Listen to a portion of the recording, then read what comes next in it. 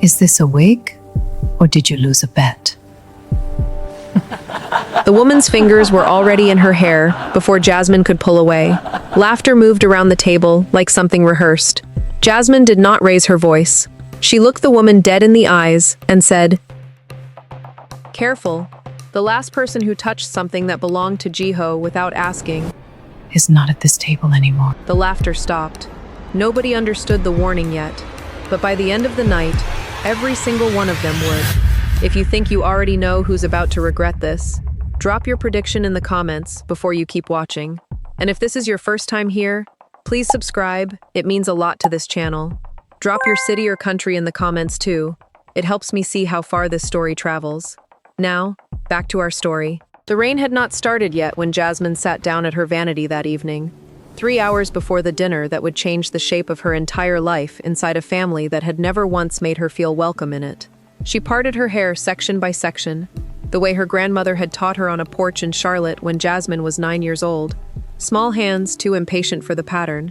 Her grandmother's voice steady and unhurried, telling her that braiding was not just hair, it was inheritance. It was history laid down strand by strand, and nobody got to touch inheritance without permission. She thought about that porch a lot these days. She thought about it especially on nights like this one, when she had to walk into the Kang estate and remind herself, section by section, exactly who she was, because the room she was about to enter had a way of making a woman forget. Her grandmother used to hum while she worked, an old church song with no real words left in it, just the shape of one, and Jasmine caught herself humming the same broken tune now, alone in front of the mirror, her fingers moving through the motions her hands had known longer than they had known anything else. Twist, cross, tighten. Twist, cross, tighten. She added the small gold cuffs at the ends, the ones her mother had sent her the week she got engaged, wrapped in tissue paper with a note that said, "Wear these when you need reminding of where you come from." She needed reminding tonight. 2 years she had been coming to this house.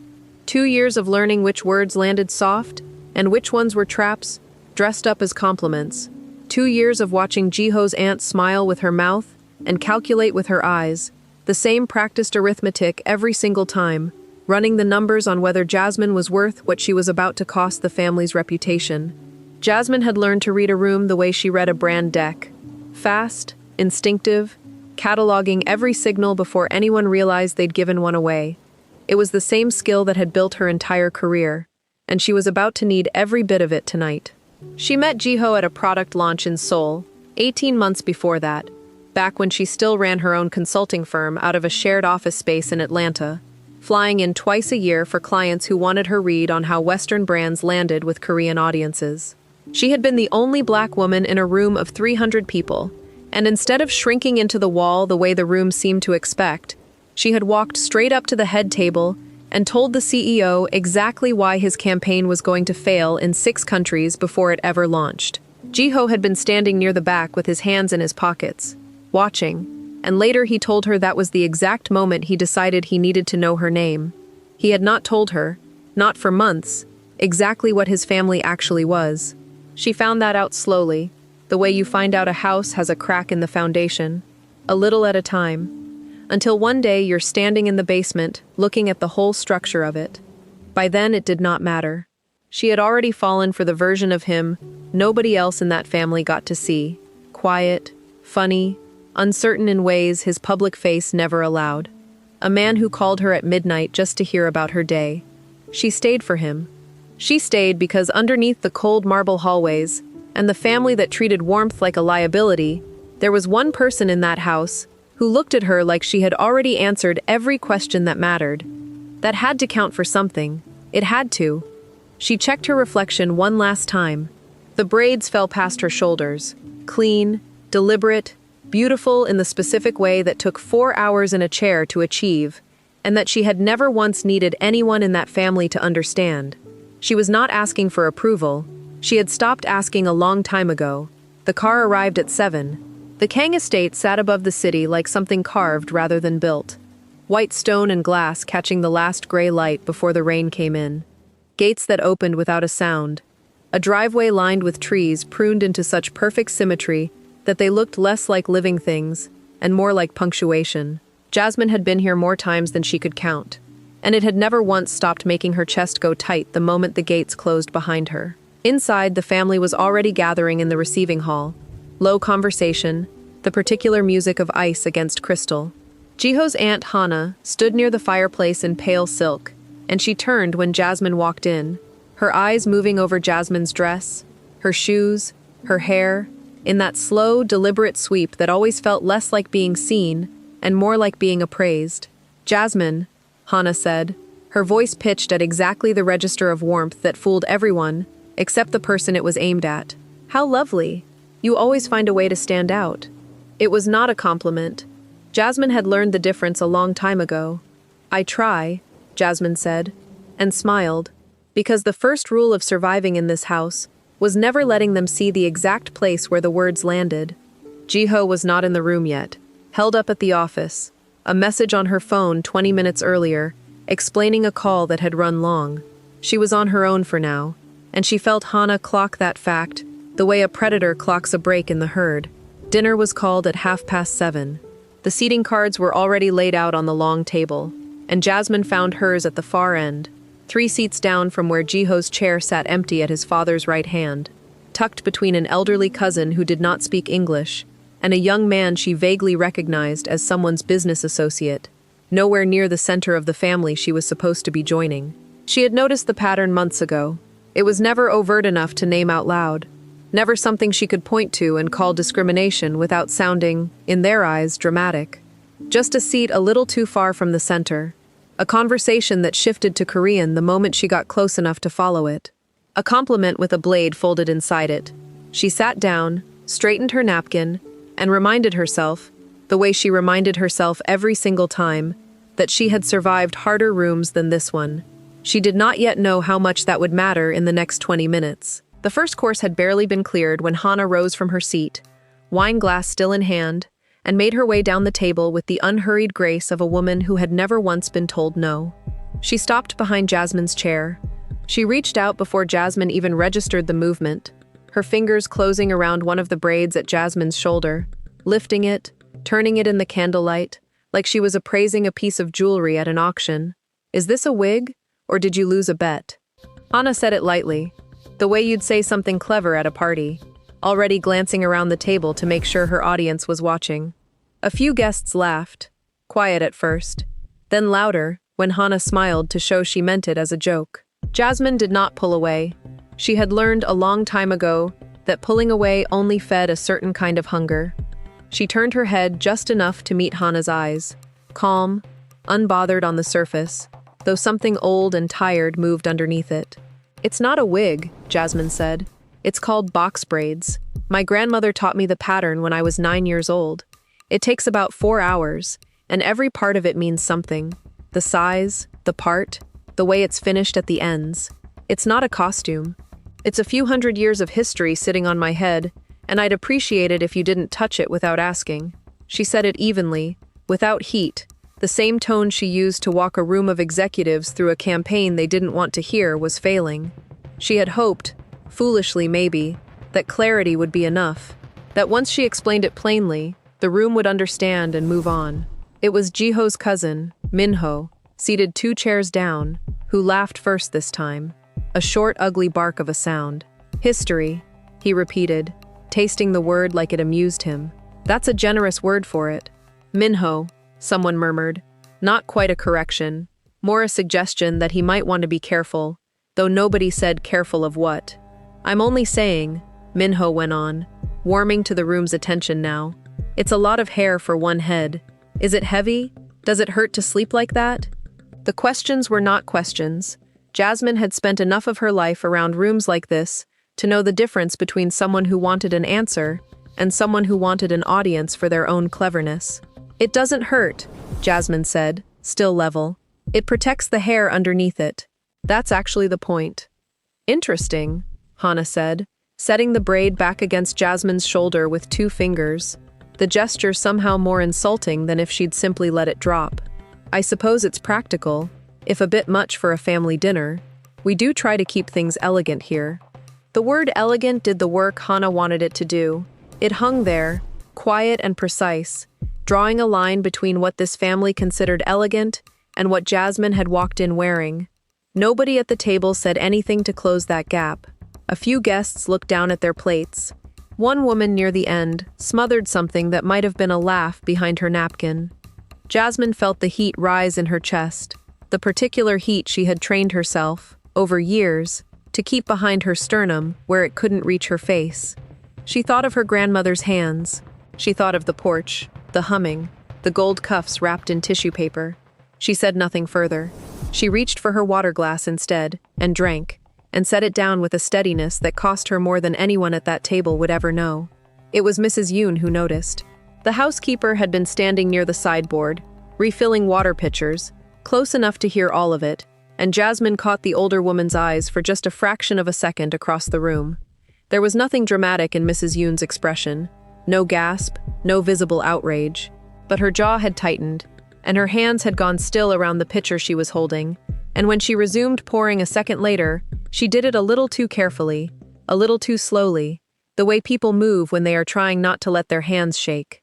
Mrs. Yoon had worked in this house for 11 years. She had seen every version of cruelty this family was capable of dressing up as manners, and she had learned, the way staff always learn, when to speak and when silence was the only safe currency she had.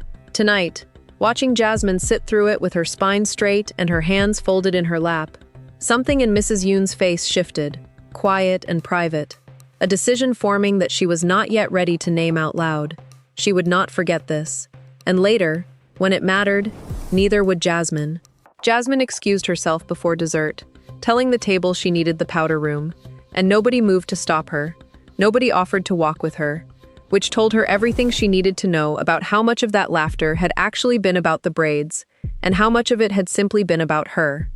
She found her way to the small sitting room off the east corridor instead, the one with the tall windows and the cold fireplace nobody ever lit, and she sat down in the dark because she did not trust her face yet.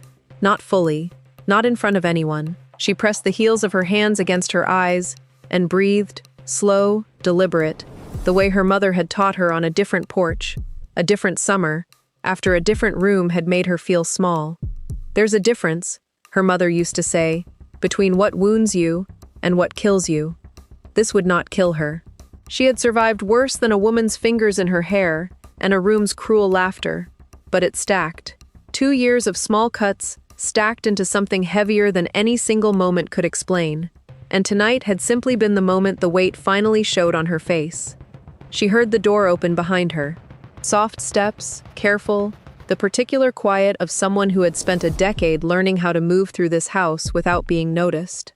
"You shouldn't be sitting alone in the dark," Mrs. Yoon said, though her voice held no judgment in it, only the same careful gentleness Jasmine had caught in her eyes back at the table. "I needed a minute," Jasmine said. "I understand." Mrs. Yoon crossed the room and set a small cup of tea on the table beside Jasmine's chair, something she must have carried from the kitchen without anyone noticing, which seemed, in this house, to be the older woman's particular gift. "Ginger, for the stomach. It helps when the chest feels tight." Jasmine looked up at her, surprised by the specificity of it, the fact that someone in this house had noticed enough about her to know exactly what she needed, without being told. "Thank you," Jasmine said quietly. Mrs. Yoon did not leave. She stood there a moment longer, her hands folded in front of her apron, and something in her posture told Jasmine this was not simply a delivery of tea. This was a woman deciding whether to cross a line she had held for 11 years. "May I sit?" Mrs. Yoon asked. Jasmine gestured to the chair across from her, and Mrs. Yoon lowered herself into it slowly, glancing once toward the door, checking, out of old habit, that no one had followed. "What happened tonight was not an accident," Mrs. Yoon said. Jasmine felt something in her go very still. "What do you mean?" "Madame Hana has been unhappy about the engagement since it was announced," Mrs. Yoon said. "Not simply unhappy the way a mother-in-law is sometimes unhappy. Something more deliberate than that." She lowered her voice further, though there was no one else in the room to hear. "I have worked in this house 11 years. I know the difference between Madame Hana's ordinary coldness and Madame Hana when she is working toward something." "Working toward what?" Jasmine asked, though some part of her had already begun assembling an answer she did not want. "There was a marriage the family wanted for Mr. Kang before you," Mrs. Yoon said. "A partnership, really. more than a marriage, the Song family. Their business, and this family's business, have been circling each other for 3 years, and a marriage between the two houses would have settled a great deal that has been unsettled for a long time. Madame Hana was the one who arranged the introduction. She has never forgiven Mr. Kang for choosing differently. Jasmine sat with that for a moment, feeling the shape of the evening rearrange itself in her mind. The seating, the comments, the laughter that had felt orchestrated rather than spontaneous, because it had been. "There's more," Mrs. Yoon said, and something in her voice tightened. "The wedding announcement goes out to the press in 3 weeks. I have heard Madame Hana on the phone twice this month with someone from a gossip publication, someone who covers the Song family closely. I do not know exactly what she has told them, but I do not believe tonight was the only thing she has planned to make sure this engagement does not survive to the wedding." Jasmine's mouth had gone dry. "Does Jiho know any of this?" "Mr. Kang sees his aunt as difficult," Mrs. Yoon said carefully. "He does not see her as dangerous. There is a difference, and I do not think he has allowed himself to look closely enough to notice it." Jasmine sat back in the chair, her mind moving fast now, cataloging, the same instinct that had built her entire career, already running through what she would need, who she would need to call, what 3 weeks actually gave her time to do. She thought of Hana's fingers in her hair at the table, the performance of it, and she understood now that it had never simply been about her braids. It had been a test, a public one, a way of showing the family, showing anyone watching closely enough, exactly how little this new fiancé belonged. "Thank you for telling me," Jasmine said quietly. "I know what it must have cost you to say it."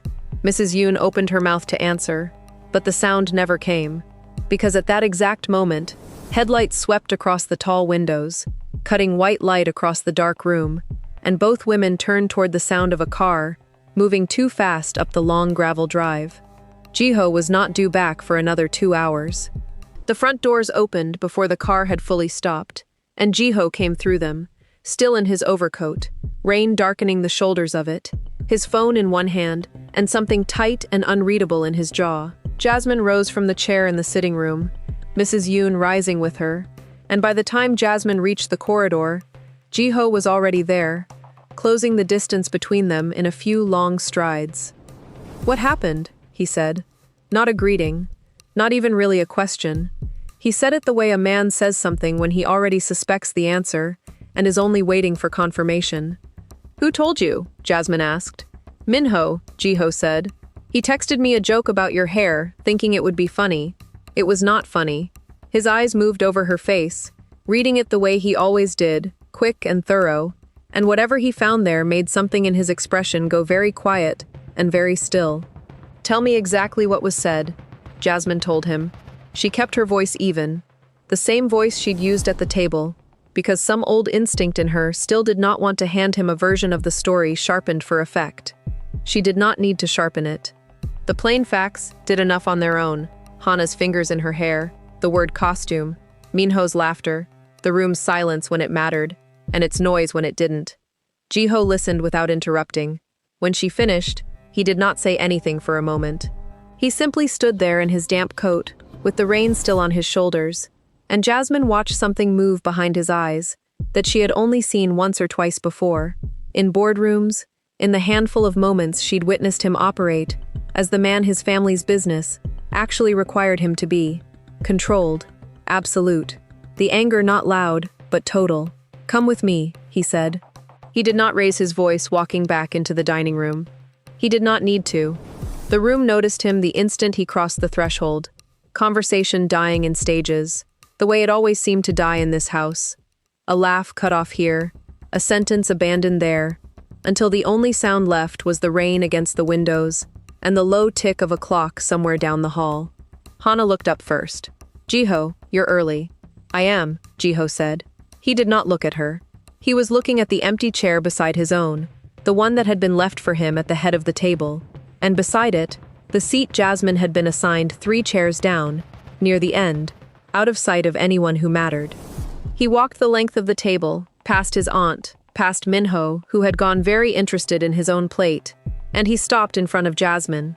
He reached up and touched one of her braids, gently, the same gesture Hana had used an hour earlier, except there was nothing careless in it now, Nothing performed. His fingers moved along the length of it, the way a man touches something he has decided, in this exact moment, to make unmistakably his.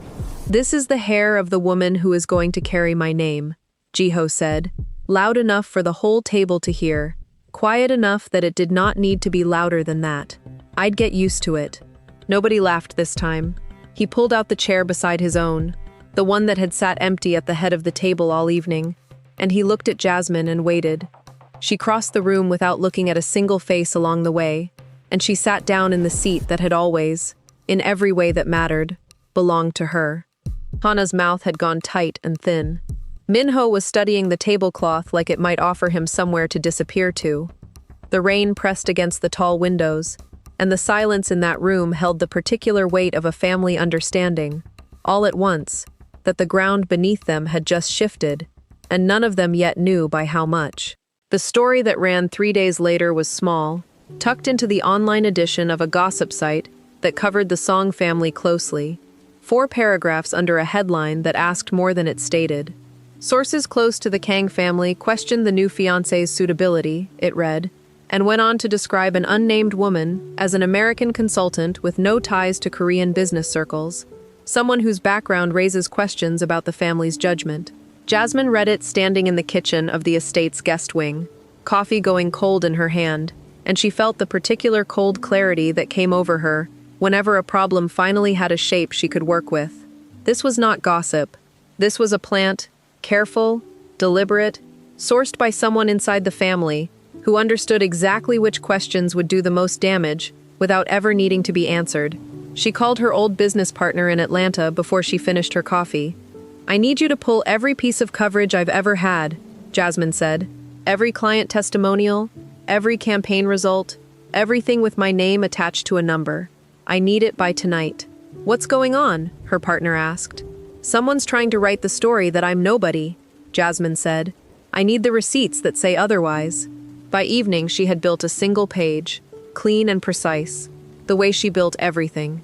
3 major campaigns she'd run for companies whose names people recognized, the actual revenue lift attached to each one, a testimonial from a CEO who had once called her the sharpest read on a room he'd worked with in 20 years. She did not send it to the gossip site. She sent it, instead, to a business journalist she had worked with years earlier, someone with a real platform and a real reputation, along with a short message that said only, "I understand there are questions about my background. Here are the facts, if you'd like them." The journalist ran a piece 2 days later, longer than the original, more careful, built entirely around verified numbers rather than unnamed sources, and it did the one thing Jasmine had been counting on. It made the first story look exactly like what it was, a rumor with an agenda. Jiho found her in the study that night, the printed articles spread across the desk in front of her. "You didn't tell me you were doing this," he said, not with anger, more with the particular surprise of a man realizing he had underestimated someone he thought he already understood well. "I didn't need you to fight this one," Jasmine said. "I needed you to see that I could." He looked at the page for a long moment. The numbers, the testimonial, the quiet precision of it. "Where did you learn to do this?" "The same place I learned everything else," Jasmine said. "Nobody handed me a seat at any table I've ever sat at. I built my own chair first." It should have ended there. It did not. 2 days after the second article ran, Jasmine's business partner called again, her voice tighter than before. "Somebody's asking about the Meridian account," she said. "Somebody with real money behind them. They're asking questions that sound less like due diligence and more like they're trying to find a reason to walk away from the deal." The Meridian account was Jasmine's largest client, a retail partnership she had spent 8 months building, the kind of deal that would have quietly funded her firm for the next 2 years. Jasmine felt something cold settle low in her stomach as she started connecting threads that had, until that moment, seemed unrelated. "Who's asking?" Jasmine said. "I don't know yet, but whoever it is has real access. They're not just Googling you, they're pulling contracts." Jasmine sat with that a long moment after she hung up the phone. This had never been only about her hair, or even only about her fitness to marry into this family. Somebody was working to dismantle her professionally, quietly, through channels that had nothing to do with the Kang name directly, which meant somebody understood that hurting her career was a cleaner way to make her disappear than hurting her socially ever could be. She thought of Hana's phone calls to the gossip publication. She thought of the Song family, the partnership Mrs. Yoon had described, 3 years of circling business interests that a marriage between the two houses would have settled. If the Kang family's business was as entangled with the Song family's as Mrs. Yoon suggested, then someone with enough leverage inside that world could absolutely reach into a small consulting firm in Atlanta and start asking questions that made investors nervous. This was never a fight about whether Jasmine belonged at a dinner table. This was a fight about a business partnership worth more than Jasmine's entire firm, and she had walked into the middle of it wearing the wrong last name. The next attack came faster than she expected, and it came somewhere she had not braced herself to be hit.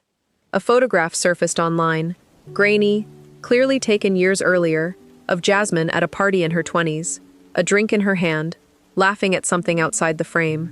Underneath it, a caption had been added by whoever posted it, something about the future Mrs. Kang's wild past, though there was nothing in the photograph itself that showed anything more than a young woman enjoying a normal night out. It did not matter. The internet did not require truth to manufacture a story, only a fragment and a suggestion, and within hours the photograph had traveled further than either of the previous articles combined. Jasmine sat with her phone in her hand, watching the comments accumulate underneath a repost from an account she did not recognize, strangers deciding, in real time, exactly who she was, based on 4 seconds of a stranger's photograph from a decade earlier. She had built armor for exactly this kind of thing over years in her career, but there was something different about watching it happen while the entire Kang family watched too, waiting, some of them, to see if this would finally be the thing that made her leave. It was Minho who came to her that evening, not Hana, not anyone she expected. He found her in the garden, arms wrapped around herself against the evening chill, and he stood a few feet away for a long moment before he spoke. "I know where that photograph came from," he said. Jasmine turned to look at him. "What do you mean?" "I gave it to her," Minho said, and his voice had none of its earlier cruelty in it now, only something small and ashamed. "Not the caption. I didn't write the caption, but she asked me if I had anything from your old social media, back before you locked everything down, and I found that photo, and I sent it to her, because she said it was just to understand you better." He looked down at the ground. "I didn't think she'd use it like that." "Who?" Jasmine said, though she already knew. "My aunt," Minho said. "She's been asking me things for weeks. Small things. Where you went to school, who your friends are, what your old company looked like before you left it. I thought it was a curiosity. I told myself it was curiosity." He finally looked up, and there was something genuinely wrecked in his face. "There's a gala in 10 days. The engagement announcement gala. She's been planning something for it. I don't know exactly what, but I heard her on the phone with someone from the Song family 2 nights ago, and she said the words, 'final opportunity.' I think whatever this has been building toward, it's going to happen there." Jasmine felt the shape of the whole conspiracy settle into focus.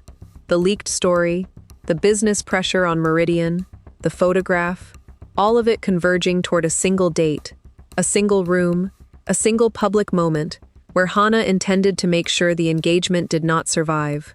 "Why are you telling me this now?" Jasmine asked quietly. "Because I laughed at your hair at that table," Minho said, "and I told myself it was just a joke. And I've been telling myself that about everything since, that it was just a joke, just curiosity, just business.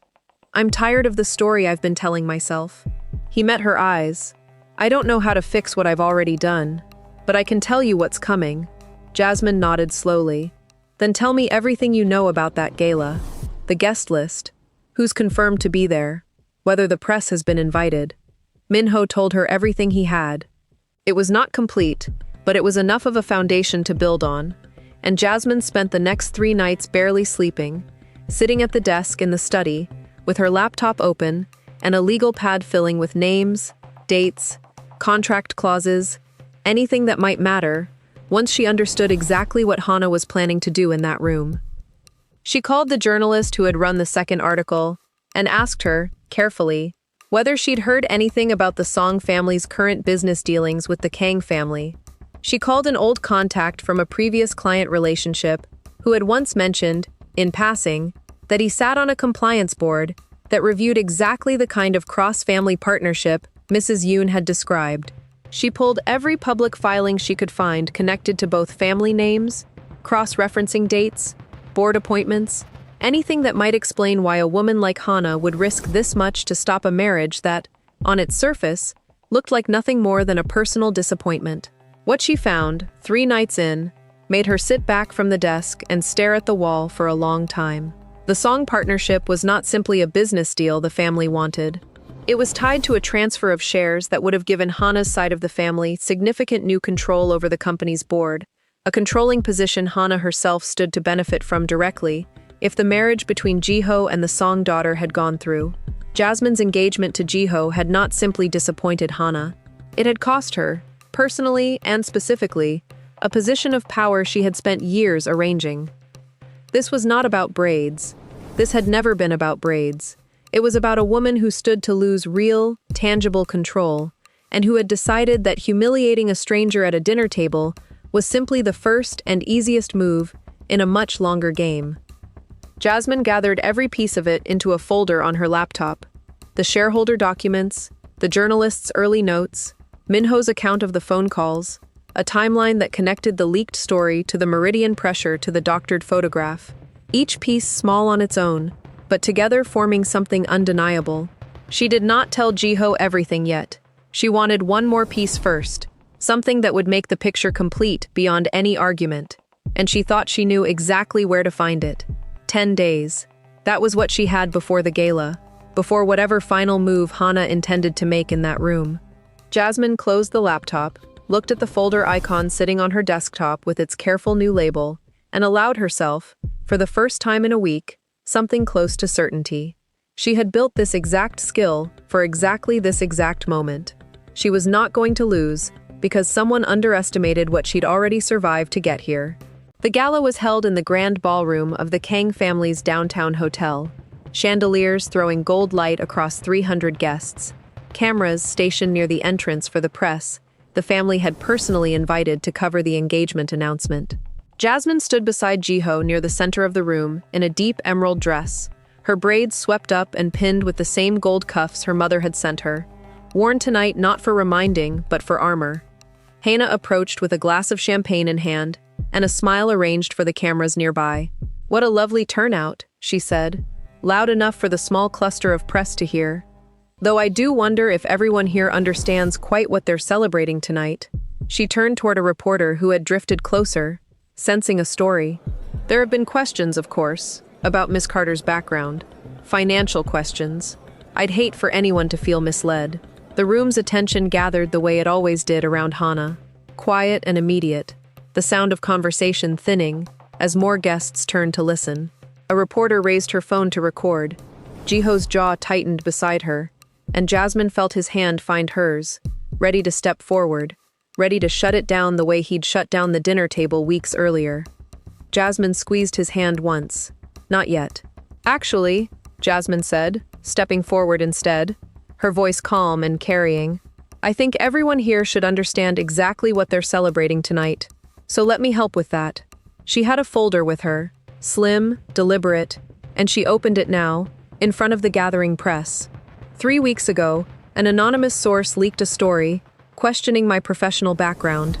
That same week, a major client of mine began receiving pressure to withdraw a partnership from my firm.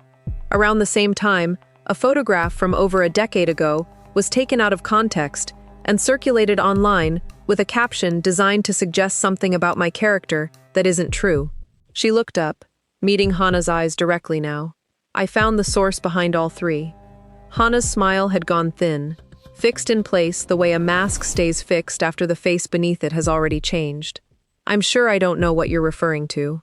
"You do," Jasmine said, "because the pressure on my client's investment came from a firm connected to the Song family's board, the same board you stand to gain a controlling position on if a marriage between Jiho and the Song daughter had gone through instead of this one." She turned a page. "I have the shareholder documents. I have the phone records a family member was willing to share, showing calls between you and a gossip publication the same week that first article ran. And I have testimony confirming that a personal photograph was requested from that same family member under the pretense of, and I quote, understanding me better." A ripple moved through the gathered guests, phones lowering, the reporter who had raised hers a moment earlier, now watching with an entirely different kind of attention. Jiho had gone very still beside her, his eyes fixed on his aunt. "This was never about whether I belong at your family's table," Jasmine said, her voice steady, carrying clean across the sudden quiet of the room. "This was about a board seat you were going to lose the moment Jiho chose someone the Song family couldn't use to secure it for you." Hana's composure finally cracked, something raw moving beneath the practiced stillness of her face. "You have no idea what I have spent building," she said, and her voice had lost its performance now, gone low and sharp and genuinely wounded. 30 years, I have watched this family's fortune grow, while my own position stayed exactly where it started. A woman who married in, the same as you, and was never once given the respect the men in this family were given, simply for existing. The Song partnership was the first real power I was ever going to hold in my own name, not borrowed, not inherited through a husband, mine. She looked at Jasmine, and for one unguarded moment, something almost like recognition passed across her face. You of all people should understand what it costs to fight for a seat nobody wants to give you. I do understand that, Jasmine said quietly, which is exactly why I built my own seat, instead of tearing someone else out of theirs to get it.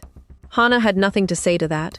The silence that followed held the particular weight of a woman watching 30 years of careful architecture collapse in front of 300 witnesses and a room full of cameras. And there was nowhere left in that ballroom for her to stand that the truth had not already reached. The room did not erupt.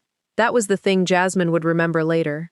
How quiet 300 people could be when they were watching something true happen in real time.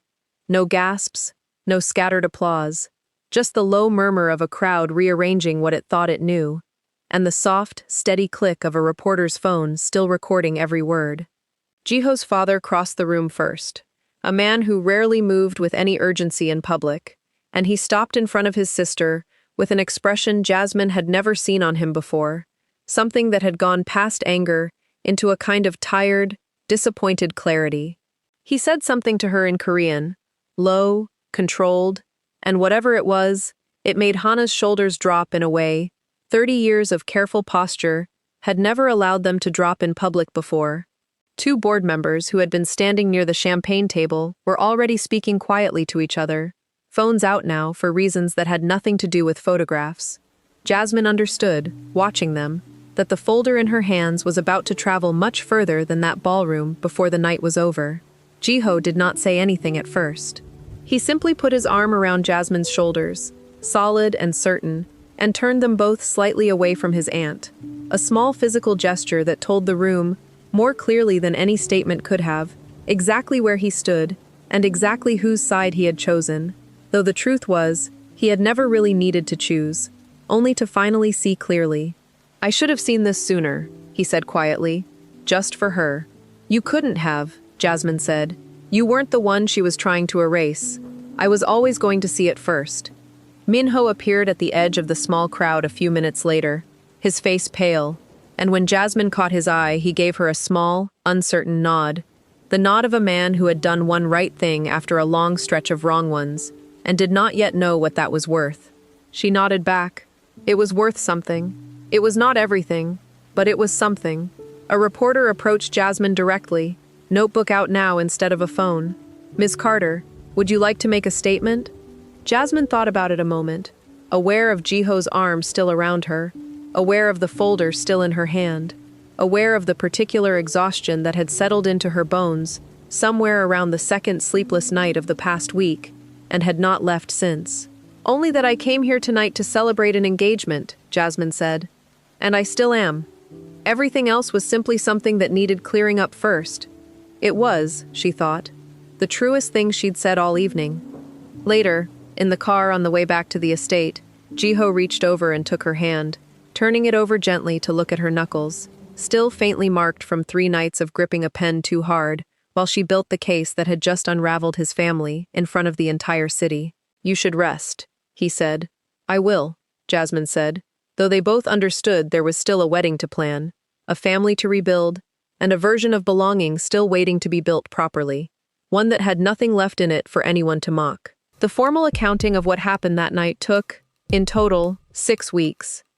Hana stepped down from every position she held within the family's business the following morning, not asked to by the board so much as she understood, faster than anyone expected, that the ground beneath her had already shifted past the point of standing on it. The board members who had watched the confrontation unfold in the ballroom opened a formal review into the song partnership within the week, and what they found there did more damage to Hana's remaining credibility than Jasmine's folder alone ever could have. Months of quiet maneuvering that had nothing to do with the family's stated interests and everything to do with her own. The Meridian account survived. Jasmine's business partner called 2 days after the gala, her voice light again for the first time in weeks, to say the pressure had simply evaporated overnight, the way pressure like that always did once the hand behind it no longer had anywhere safe to stand.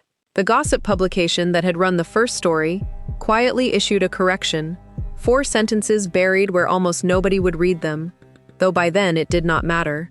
The story that had actually traveled was the one from the ballroom, and it had traveled everywhere. Jasmine did not gloat over any of it.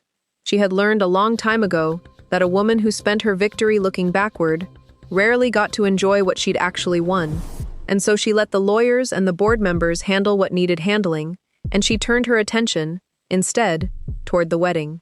Jiho's father called her personally 3 weeks after the gala, the first time he had ever called her directly rather than through Jiho, and he asked, in careful, formal English, whether she would consider something for the ceremony. He explained that the Kang family had an old tradition, rarely used anymore, of weaving a piece of the bride's own heritage into the ceremonial dress, a small braided cord worn at the wrist, originally meant to symbolize the two families being bound together. It had not been used in 3 generations. He asked if Jasmine might be willing to have it made using her own braiding pattern instead of the traditional Korean knotwork, something that combined both, if she wanted that. Jasmine sat with the phone in her hand for a long moment before she answered, thinking of her grandmother's porch, the small gold cuffs wrapped in tissue paper, the years of learning exactly which rooms wanted to make her disappear, and which ones, rarely, quietly, wanted to make room instead. "I'd like that very much," she said.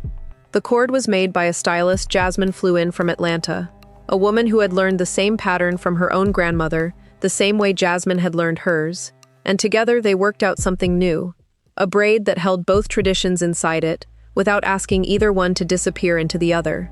On the wedding day, when Jasmine lifted her arm and Jiho tied the cord around her wrist in front of both families, Hana was not in the room to see it. She had not been invited, and nobody at the ceremony seemed to feel her absence as a loss. Mrs. Yoon was seated in the second row, a place she had never once occupied at a Kang family event in 11 years of service, and when Jasmine caught her eye during the ceremony, the older woman's face had gone soft in a way Jasmine had never seen it before. Something unguarded finally allowed to surface after over a decade of careful composure. Jiho had insisted on the seat himself, over the quiet protest of an event planner who did not understand why household staff would be seated among family, and his answer had been simple. "She protected my wife when nobody else in this house thought to. She sits with family." At the small reception afterward, Jasmine found Mrs. Yoon near the edge of the garden, a glass of champagne she had clearly not finished, looking out at the lights strung through the trees with an expression Jasmine recognized now as the particular stillness of someone unused to being celebrated, rather than simply useful. "You didn't have to do any of it," Jasmine said, coming to stand beside her. "The tea, the warning, any of it. You could have stayed quiet and kept your position exactly as safe as it had always been." "I could have," Mrs. Yoon agreed. "I have stayed quiet in this house for a very long time. It is a kind of safety, yes, but it is also a kind of shrinking, and I found, that night, that I did not want to shrink any further." She looked at Jasmine, something steady and proud in her eyes now. "You did not shrink either. I noticed that about you the first time you walked through those doors, before anyone else in this family bothered to look closely enough to notice it themselves." Jasmine reached out and took the older woman's hand, and Mrs. Yoon let her, and they stood together at the edge of the garden for a while, saying nothing further, because nothing further needed to be said. Minho approached later that evening, uncertain the way he had been since the gala, a version of himself that seemed to still be figuring out what shape he wanted to take, now that the old careless one no longer fit him. He had spent the 6 weeks since the confrontation doing something none of the family expected of him, quietly cooperating with the board's review, providing every detail he remembered about Hana's requests, the phone calls, the photograph, all of it, even the parts that made him look small in the telling. "I wanted to give you this," he said, holding out a small wrapped box. Inside, when Jasmine opened it, was a simple hairpin, gold, understated, clearly chosen, with more care than Minho had ever shown anything at that first dinner table months earlier. "I asked someone what would actually be appropriate," he admitted, a little sheepish. "I didn't want to get it wrong again." "You didn't get it wrong," Jasmine said, closing her hand around the small box. "You got it right. That's what matters now." "I'm not asking to be forgiven," Minho said. "I know that's not something you owe me. I just wanted you to know. I understand now. What I didn't understand then." "I know you do," Jasmine said, and she meant it, because the boy who had laughed at her hair that first night, and the man standing in front of her, now were not, in any way that counted, the same person anymore, and she had learned a long time ago that the willingness to become someone different was worth more than any apology could ever be. Later that night, after the guests had thinned and the lights in the trees had burned low, Jasmine found Jiho standing alone near the edge of the terrace, his jacket off, sleeves rolled, looking out at the same garden Mrs. Yoon had stood in earlier. She came to stand beside him, and for a while neither of them said anything. The quiet between them comfortable in a way it had not always been. Not in this house, not in this family. "My father asked me today if I thought Hana would ever come back from this," Jiho said eventually. "I didn't know what to tell him." "What did you want to tell him?" Jasmine asked. "That some people spend so long protecting the wrong thing, they forget how to build anything worth protecting in its place," Jiho said. "I don't know if that's true of her. I don't know if it's fixable." He looked at Jasmine. "I know what I want to build instead, though. I've known that for a while now."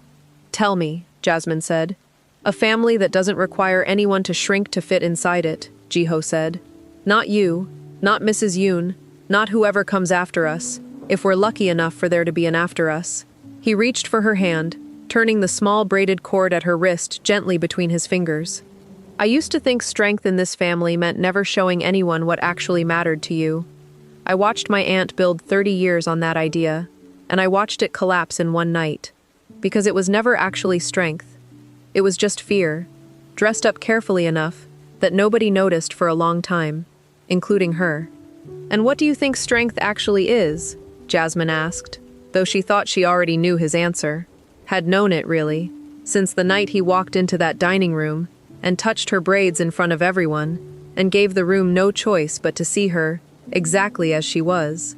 "You," Jiho said simply, "walking into every room this family has ever put you in, and never once agreeing to become smaller than you actually are." Jasmine looked out at the garden, at the lights still burning low in the trees, at the house behind them that had once made her feel like she was constantly proving something, and now, finally, felt like it might actually be able to hold both of them exactly as they were. "We're not finished," she said. "There's still a lot to build." "I know," Jiho said, "but we have time now, real time, not the kind we were stealing between everyone else's expectations." She leaned into him, and he wrapped his arm around her, and the two of them stood there a while longer in the quiet, the wedding behind them, the future still unwritten, and for the first time in 2 years, Jasmine let herself believe, fully and without bracing for the next blow, that she had finally found her way to a table long enough for all of her to sit at.